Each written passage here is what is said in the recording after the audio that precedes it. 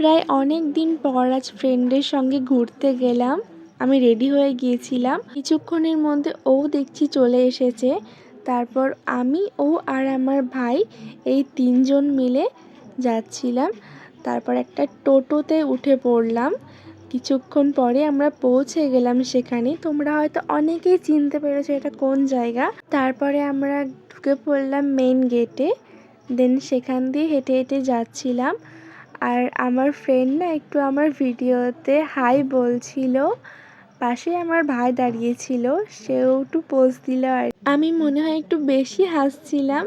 যাই হোক, তারপরে আমরা মন্দিরের সামনে চলে যাচ্ছিলাম।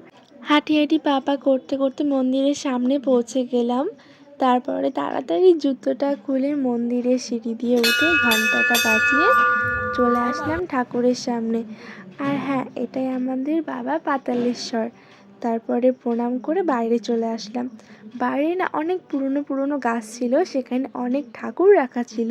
আর হ্যাঁ, একটা কথা, এখানে যদি একবার কেউ আসে তার দ্বিতীয়বার আসতে আবার ইচ্ছে করবেই, এটা গ্যারেন্টি। তারপর আমরা মন্দির থেকে বেরিয়ে বাইরে চলে এসেছিলাম। বাইরে সতীদাহ ঘাটের সামনে বসেছিলাম। আর হ্যাঁ, বলে রাখি, এটাই হলো সতীদাহ ঘাট, তোমরা হয়তো অনেকেই চিনবে।